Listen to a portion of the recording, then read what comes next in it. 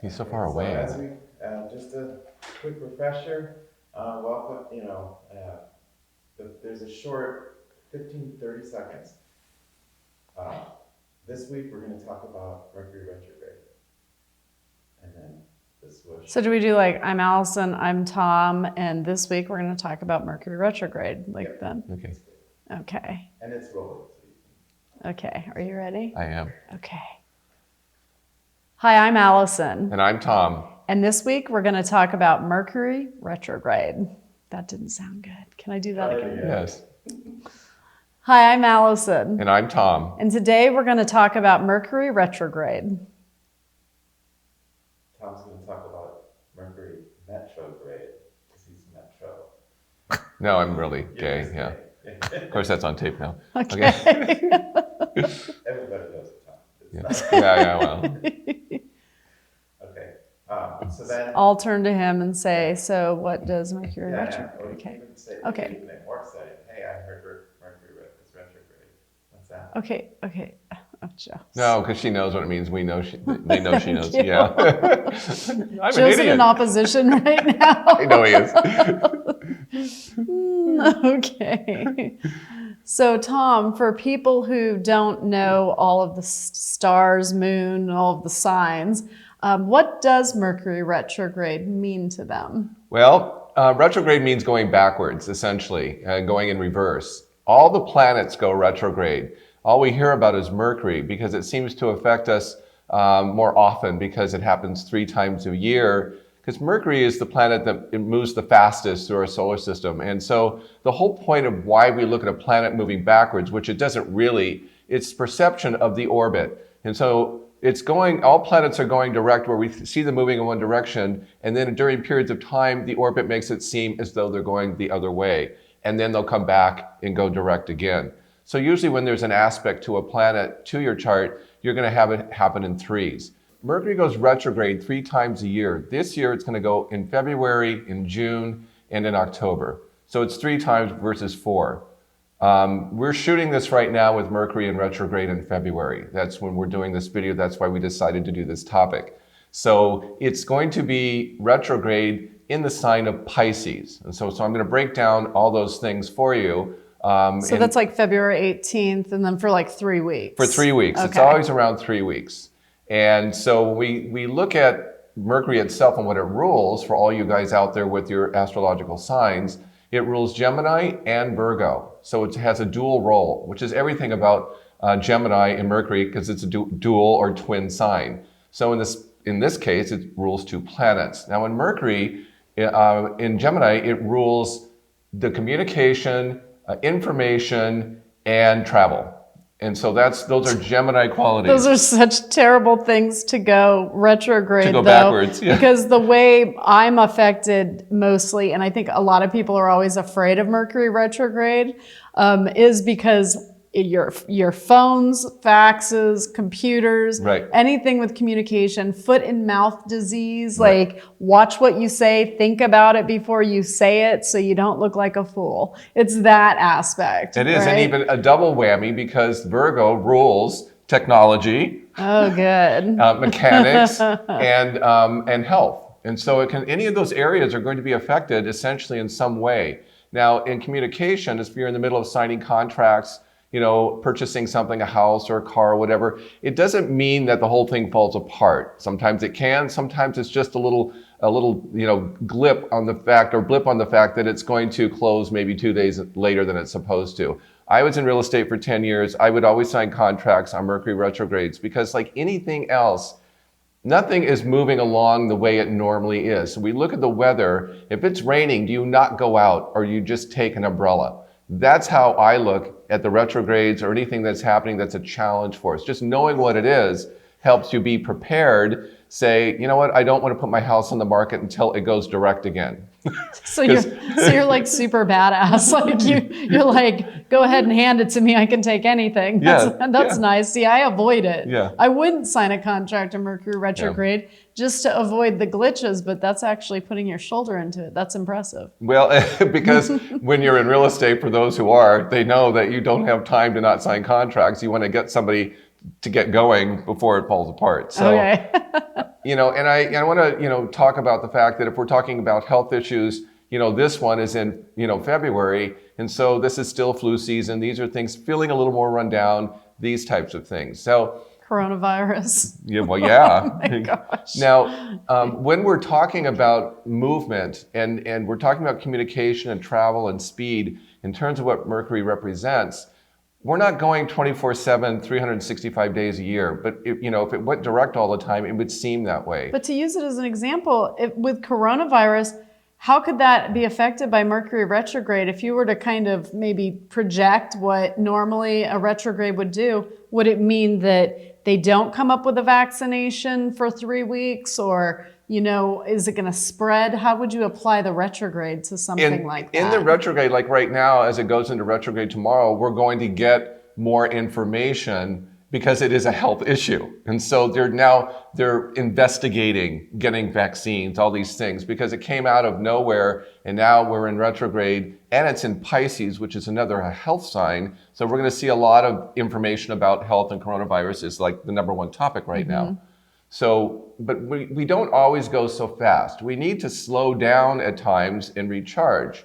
And that's what the retrograde pattern actually means. This is a time to slow down and to take sort of a step back in your life instead of racing through it. This is a time to meditate, to get quiet, to get perspective, and to introspectively look at where you are in your life instead of just running through it. Now, it's in the sign of Pisces, which is the sign of illusion and delusion. Yes, so now this creates even more of the emphasis of we need to sort of reverse everything in terms of how we look at life in more of the right brain versus the left brain. So this is the creative Mercury retrograde, the most creative Mercury retrograde. Oh, wow. So in those who are right brain and move in that direction, it will only enhance it. That's me.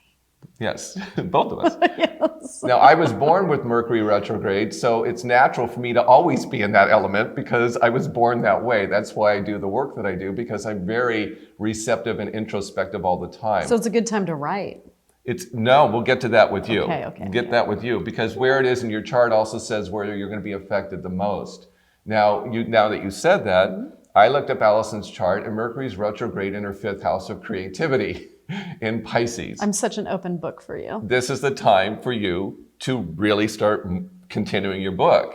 Ironically, I broke the 30,000 word mark today. Oh, there you so go. I'm half done with the book There now. you go. So this there will be you go. good. All right. This will be the 3 weeks where Allison will really concentrate more on the book, because now that she's halfway through, she's going to go, I really want to get this done now. Yes, right. Not only am I halfway through my 6th book, how exciting for me. I'm just so proud of it because it's so much work to write a book. So to be there on the 6th and have it be about soulmates, I'm really excited to write this book. I'm also going back on tour, so I'm excited about starting touring again now that the girls are grown. So if you want to check out some of my dates, I'm going to be touring Australia in June. I have a Scottsdale event in April, and I have Dallas, Houston, and Chicago in September. So if you want more information, go to AllisonDubois.com. So Alice and I have Mercury very prominent in our charts in the exact same place. And they're a very strong influence because of that in terms of where they are in our natal charts. And what's interesting, they're in different signs, and so they have a different energy, but both of us, our lives are based on communication. She's written books, I have not, but I've written other things. I've written comedy, I've done things in there. I won writing awards in school growing up, these types of things. And what we do for a living is speak, write, and communicate in terms of what we do. Now, Allison has Mercury in Capricorn, which is an earth sign.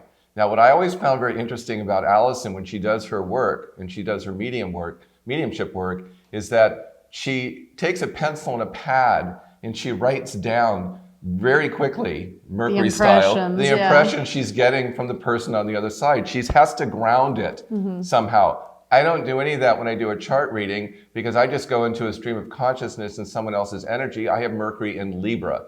So I'm attaching myself to the other person, like Libra, and their energy and putting my influence in their world. And so that's the way we do it very differently, just based on the signs themselves. Well, that's a good example of how you read charts. And for people who want more information on booking with you, we have your information below.